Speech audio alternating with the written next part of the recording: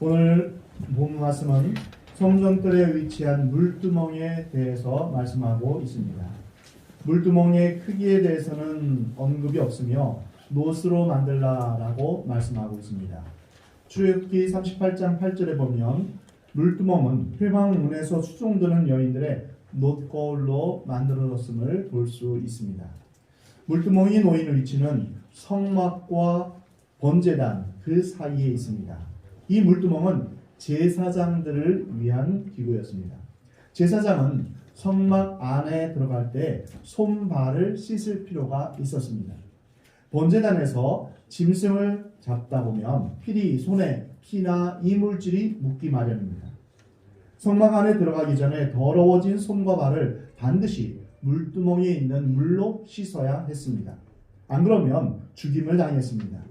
제사장들이 씻지 않고 거룩한 직무를 하려고 하거나 또는 거룩한 곳에 들어가려면 끔찍한 결과를 초래하게 됩니다.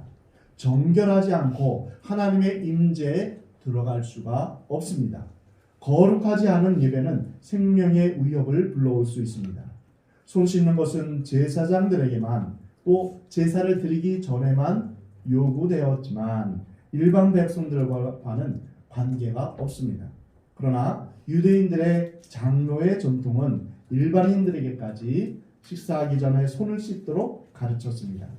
시장에 다녀오면 불결하게 될 수 있기 때문에 시장을 갔다 온 이후로 손을 씻었고 또 경건한 유대인들은 목욕까지 했습니다. 그러나 예수님은 이러한 유대인의 장로의 전통을 지키지 않음으로 인해서 유대인과 마찰을 빚기도 했습니다. 물두멍은 이렇게 실용적인 성막 기구이지만 여기에 담긴 상징도 있습니다. 물두멍에서 물로 손을 씻는 것은 하나님께 나아가는 사람은 반드시 죄를 고백하고 죄를 깨끗이 용서함 받아야 된다는 것입니다. 그래서 놋으로 된 물두멍은 우리 대신 심판을 받으신 예수님의 몸을, 예수님의 보혈을 상징합니다. 성경은 예수님과 우리의 관계를 신랑과 신부로 비유합니다. 신부에게 가장 중요한 가치는 순결과 정결함입니다. 마지막 때를 사는 오늘날의 성도는 그리스도의 신부답게 어린 양의 피로 정결하게 된 흰 옷을 입어야 합니다. 그러나 죄가 창궐한 세상에서 순결하고 정결한 신부로 살기란 참으로 쉽지 않습니다.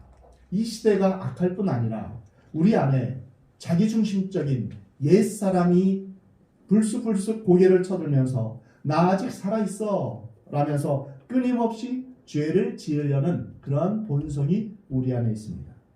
신부 혼자의 힘과 능력으로는 어느 것 하나 마음대로 조절할 수가 없습니다. 아니 오히려 상태가 더 심각해집니다. 이러한 모습의 예가 바로 이스라엘 백성들의 모습입니다. 선지자들이 활동했던 구약시대의 이스라엘은 종교적으로는 화려하고 세련된 모습을 보였지만 그 속은 우상숭배와 탐욕으로 가득했습니다. 이사야 1장 10절을 보면 이사야가 활동하던 시기에 이스라엘 백성들은 안식일은 물론 매월 첫날 월삭 예배를 드렸습니다. 그리고 자신에게 소중한 수많은 희생 제물을 가져왔습니다. 그렇지만 그 손에는 피가 가득하였다라고 하나님은 말씀하고 있습니다. 자신들은 신앙생활을 잘하고 있다고 나름대로 자부심을 느끼고 있었을 것입니다. 하나님께서 우리의 예배를 기쁘게 받으신다고 생각할 수도 있었습니다. 그러나 종교의식에 열정을 쏟아부으면 부을수록 그들의 마음은 돌덩이처럼 굳어졌습니다. 씨 뿌리는 자의 비유에 등장하는 길가밭처럼 하나님의 말씀을 거부한 것입니다. 그들은 속죄 제사를 드리며 속죄함을 받았다는 착각에 빠져서 스스로를 위로했습니다. 이렇게 하나님을 경외하는 마음에서 점점 멀어져가는 백성들을 보며 주님은 매우 마음 아파하셨습니다. 그러면서 더 이상 헛된 재물을 가져오지 말라라고 말씀하십니다. 오늘날 우리에게 십자가에 회복된 이러한 부분이 세상에서 다시 더러워지고 다시 주님 앞에 나와 예배드릴 때 회복되고 다시 또 세상에 나가서 더러워지고 이러한 일에 반복하는 그런 삶 가운데서 우리가 죄의 둔감해지지 않는가 우리 자신을 살펴보아야 합니다. 문둥병은 모든 통증에 둔감합니다. 그래서 뾰족한 것에 찔리거나 베이거나 또는 화상을 입을 때 어떤 통증도 느끼지 못한다고 합니다. 이렇게 통증에 둔감한 것처럼 만약 우리가 죄에 대해서 둔감하다면 그것은 영적 문둥병과 같다라고 말할 수 있는 것입니다. 그래서 우리는 우리가 혹 우리의 마음 가운데서 악한 습관이나 또한 죄악 가운데 우리 자신이 물들어가지 않는가 우리 자신을 돌아봐야 합니다. 죄의 면역력을 가진 것처럼 죄에 둔감해지지 않는가 우리 자신을 돌아봐야 합니다. 유대인들이 가졌던 종교적 열심에는 자기 중심의 의의가 있었습니다. 그들은 마치 휘칠한 무덤 같았습니다. 겉은 깨끗해 보이지만 속은 심히 부패되었던 그 종교인들의 외식적인 종교를 예수님은 책망하셨던 것입니다.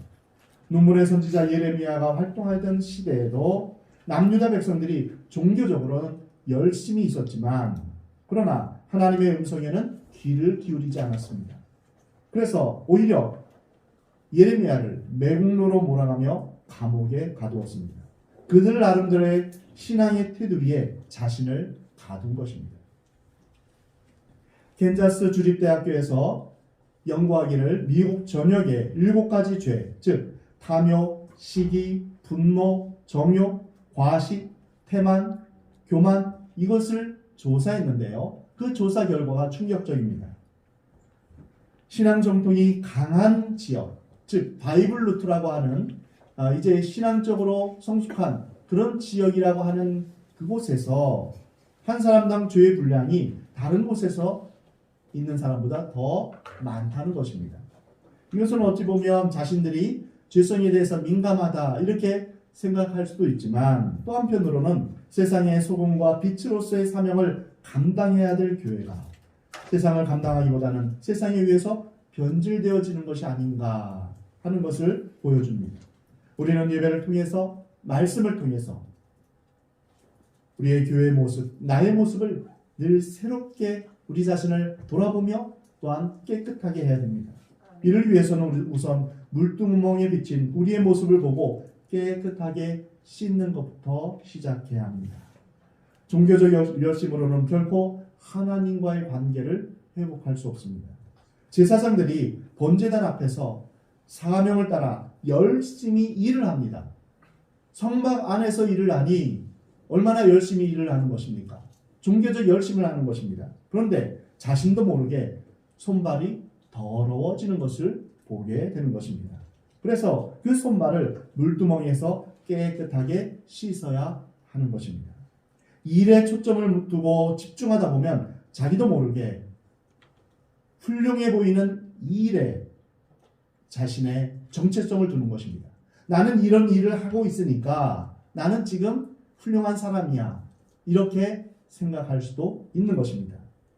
하나님께 드린 것에 대한 보상을 기대할 수도 있고 또는 자신의 지위나 경력을 자신의 의로 삼아서 자랑할 수도 있습니다. 이런 모든 것의 공통점은 바로 하나님과의 관계가 무너진다는 것입니다. 물두멍에 담긴 물은 제사장들이 자신에게 물든 그 더러움을 날마다 씻어내는 것과 마찬가지로 우리는 일이 아니라 하나님과의 관계 속에서 혹 내가 하나님 앞에 범죄한 것이 있는가 우리 자신을 돌아보는 계기가 되는 것입니다. 우리는 왕같은 제사장으로 부르심을 받았습니다. 베드로전서 2장 9절에 보면 우리는 왕같은 제사장이다라고 주님은 말씀하고 있습니다.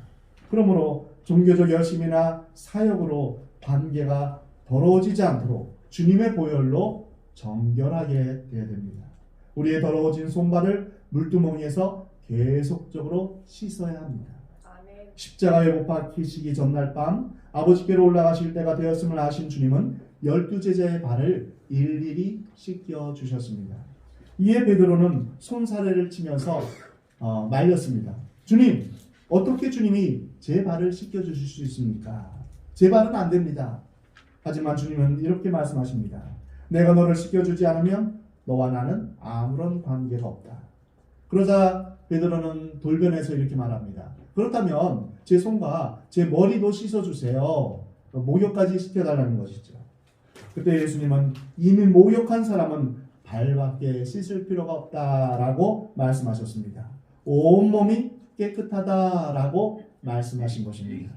번제단, 즉 십자가에서 예수님의 보혈로 우리의 모든 죄를 다 씻어주셨습니다. 의롭다 칭해주셨습니다. 이것을 칭의라고 합니다. 의롭다 칭함을 받다. 예수님을 우리 마음 가운데로 영접할 때 바로 이것은 우리의 몸이 온전히 우리의 전 육신이 깨끗하게 되는 것을 말하는 것입니다. 일생에 이것은 딱 한 번입니다. 그리고 예수님을 내 마음 가운데로 모신 것을 이제 많은 사람들 앞에 하나님 앞에서 고백하는 것이 세례이죠. 바로 이와 같은 것은 번제단을 거치는 것과 마찬가지입니다. 그렇다면 죄악된 세상에서 또다시 죄를 짓게 되면 이제 우리는 물두멍에 물에 가서 씻어야 하는 것입니다. 이것은 우리 스스로 지은 자범죄를 해결하는 것입니다. 즉 번제단은 우리의 원죄를 해결하는 것이며 물두멍은 우리의 자범죄, 우리가 스스로 지은 죄를 씻는 그러한 것과 마찬가지입니다. 이것은 물두멍에서 씻는 것은 성화의 과정이라고 말할 수 있습니다. 성화의 과정은 계속되어야 됩니다. 번제단에서의 우리가 예수님을 믿고 온몸이 깨끗하는 목욕하게 되는 그러한 것은 칭의는 일생에 있어서 딱 한 번이지만 우리가 성화는 우리의 손발을 씻는 것은 계속 되어야 되는 것입니다.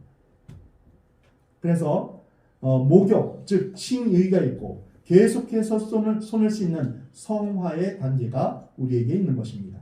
밥 먹기 전에 여러분 혹시 자녀들에게 목욕했니? 이렇게 말합니까? 아니죠. 밥 먹기 전에는 손 씻었니? 이렇게 말을 하죠.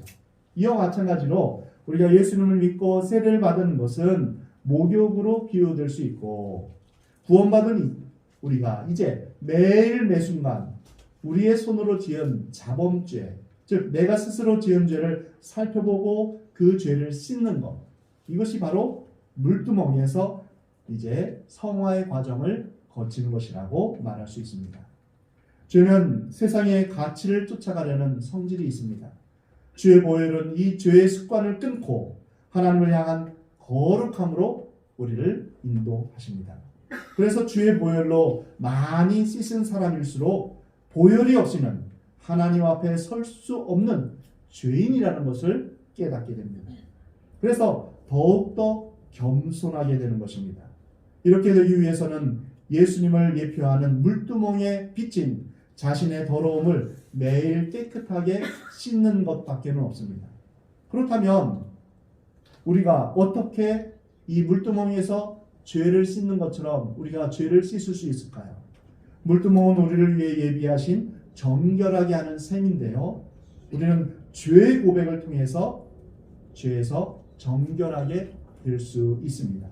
요한일서 1장 9절 말씀을 의지하여서 매 순간 우리의 죄를 주님 앞에 고백해야 합니다. 우리 함께 같이 읽어볼까요? 시작. 만일 우리가 우리 죄를 자백하면 저는 미쁘시고 의로우사 우리 죄를 사하시며 모든 불의에서 우리를 깨끗하게 하실 것이요. 아멘. 바로 우리의 죄를 자백하면 주님께서 우리의 죄를 용서해 주십니다. 십자가에서 흘리신 예수님의 피는 하나님의 빛, 하나님의 임재 가운데 걸어가려고 하는 사람들이 늘 의지하게 되는 정결하게 하는 셈입니다. 하나님의 긍휼과 용서는 제한이 없고 기한도 없습니다. 베드로를 향해 7번뿐 아니라 7번을 70번까지도 용서하라 하신 그 용서함은 바로 하나님의 용서를 말씀하십니다. 이것을 명확하게 보여주는 것이 바로 물두멍입니다. 다른 기구들과는 달리 물두멍에는 크기가 정해져 있지 않습니다. 다른 기구들은 2규빗, 1규빗 이렇게 크기가 정해져 있습니다. 그런데 이 물두멍은 크기가 정해져 있지 않습니다. 손발을 씻는 시간에 대해서도 나타나 있지 않습니다. 두멍의 크기와 물의 양에 대해서도 말씀하시지 않습니다. 많은 물이 필요하면 필요한 만큼 물두멍을 크게 만들 수 있습니다. 죄를 씻는 회개의 길을 최대한 넓게 열어주시려는 하나님의 은혜를 우리가 볼 수 있습니다. 하나님은 우리가 죄 가운데로 들어갈 때 징계보다 용서를 생각하시는 하나님이십니다. 첫사람 아담과 하와가 범죄했을 때 그들을 향해서 가죽 옷을 입히시는 그러한 것이 하나님의 사랑이고 은혜입니다. 계명을 지키겠다고 약속한 백성들이 약속한 그 자리 시내산에서 우상을 섬기는 그러한 배신을 행할 때 하나님은 임마누엘이신 예수님을 상징하는 성막을 그들 가운데서 세우셨습니다. 그리고 성막을 통해 말씀하신 그대로 십자가의 구원을 성취하신 것입니다. 모든 죄를 용서하시며 언제까지나 용서하시는 하나님이십니다. 죄는 미워하시지만 죄인은 사랑하시는 것이 하나님의 성품입니다. 그분의 용서에는 필수나 제한이 없습니다. 교도소에 있는 재소자들에게 대해서 공통적으로 하는 이야기가 바로 재소자가 대부분 당신은 죄인이요 라고 지적하면 버럭 화를 내며 부인한다는 것입니다. 내가 말이지 내가 억울해서 내가 어쩌다가 여기에 들어온 것이다 라면서 이제 자신의 죄를 인정하지 않는다는 것입니다. 회개에서 가장 필수적인 요소는 바로 정직입니다. 만일 우리가 우리 죄를 자백하면 이 자백에는 바로 우리의 죄를 인정하는 것입니다. 다윗이 죄를 범한 후에 하나님께 구한 것은 정직한 마음이었습니다. 이미 다윗의 죄를 용서할 준비를 하고 계셨던 하나님은 상하고 통회하는 마음을 부어주셔서 그에게 정직하게 죄를 자백하도록 하셨던 것입니다. 있는 그대로 숨기지 않고 빛 가운데로 드러나게 하신 것입니다. 우리가 주님 앞에 나아갈 때 우리가 깨끗하게 하는 비결이 어디에 있을까요? 우리의 죄를 있는 모습 그대로 인정하는 것입니다. 시인하는 것입니다. 물두멍은 자신이 범한 죄를 고백하고 회개하는 것입니다. 이 물두멍은 이스라엘 여인들의 놋거울로 만들어졌습니다. 거울은 원래 사람이나 사물의 모습을 있는 모습 그대로 보여주는 것입니다. 거울과 같이 자신의 모습을 깨닫게 하고 죄를 정결하게 하는 물두멍으로 우리 모두 나와야 합니다. 이 물두멍에는 깨끗한 물로 가득 채워져 있습니다. 물두멍에 채워진 물은 깨끗하게 하시는 하나님의 말씀을 상징합니다. 요한복음 15장 3절에 보면 너희는 내가 일러준 말로 이미 깨끗하여졌으니 하나님의 말씀이 우리를 깨끗하게 하시는 것입니다. 요한복음 17장 17절 말씀 우리 함께 같이 읽겠습니다. 그들을 진리로 거룩하게 하옵소서. 아버지의 말씀은 진리입니다. 하나님의 말씀이 우리를 거룩하게 만드는 것입니다. 에베소서 5장 26절에 보면 이는 곧 물로 씻어 말씀으로 깨끗하게 하사 거룩하게 하시고 하나님의 말씀은 물두멍에 사용된 놋거울처럼 정직하게 자신을 드러나게 합니다. 그리고 물두멍 안에 채워진 깨끗한 물처럼 정결하게 하는 능력이 있습니다. 그러므로 하나님의 말씀으로 풍성한 삶을 사는 그리스도인들에게 바로 죄의 회개가 있고 겸손한 자기의 죄를 인정하는 것이 있습니다. 만약 하나님의 말씀으로 살지 않는다면 자신의 죄를 인정하기가 쉽지 않습니다. 그래서 이렇게 반박할 것입니다. 내가 왜 죄인입니까?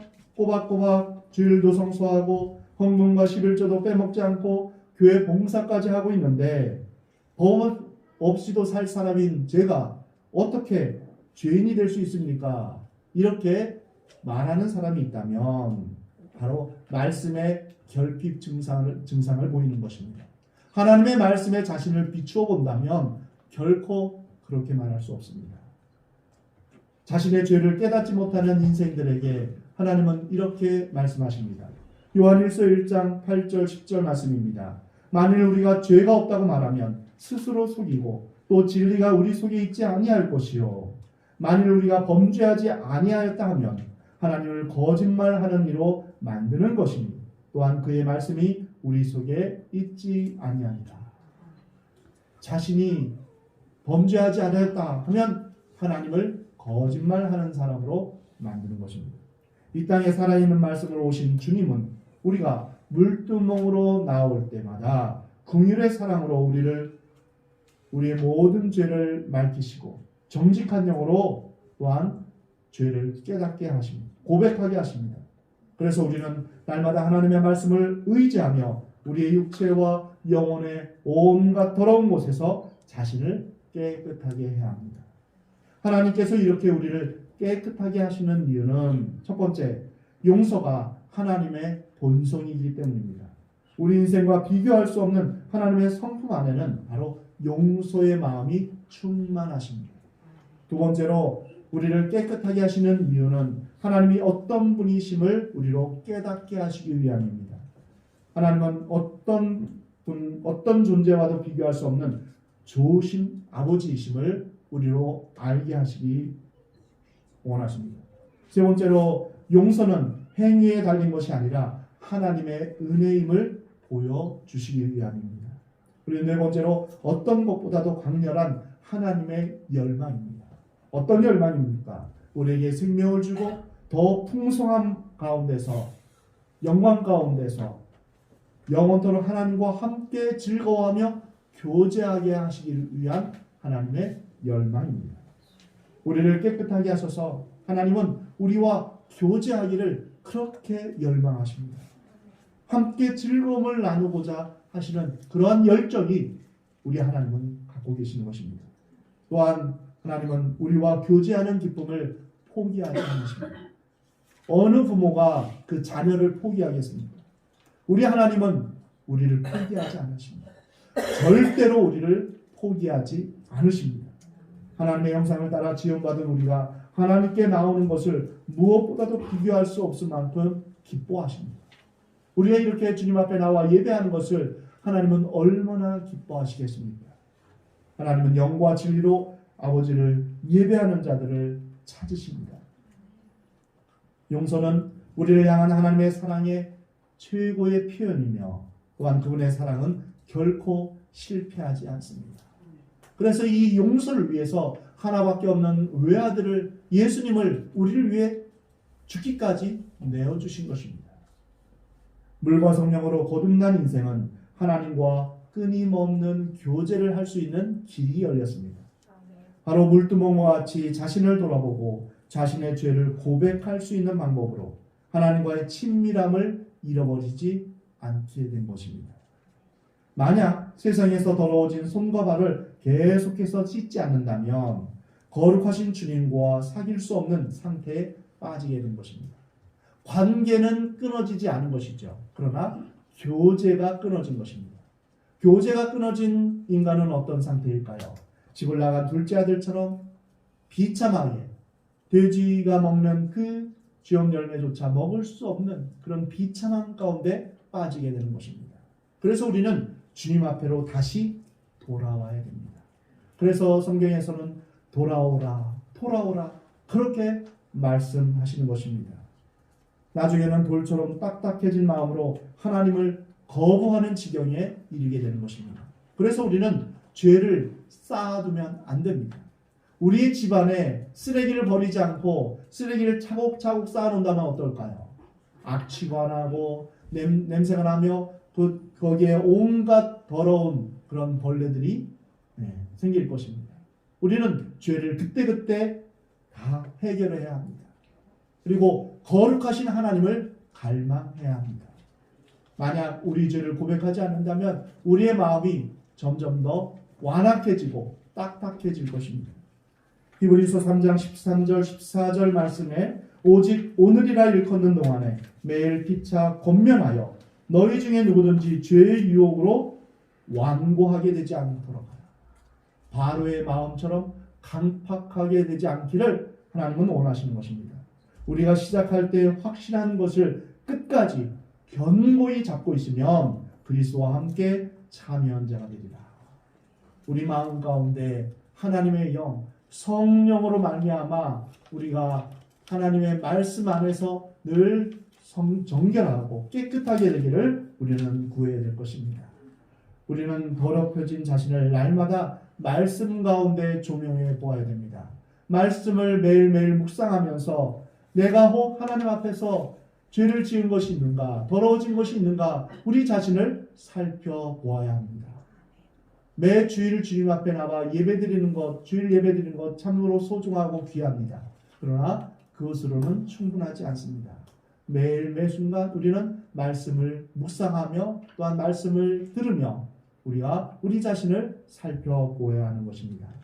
그래서 하나님과 우리 사이를 가로막는 죄를 물두멍에 보혈로 씻어야 합니다. 날마다 하나님께 가까이 갈수록 이전에는 죄가 아니라고 생각했던 것들이 이제는 죄로 느껴지게 됩니다.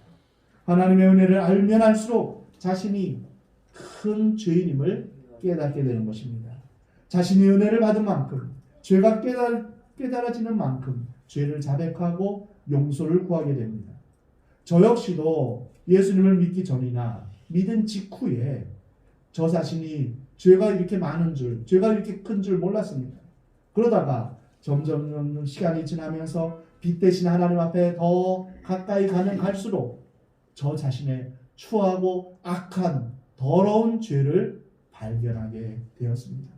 그러기에 우리 주님의 은혜로만 살아갈 수 있음을 고백하게 됩니다.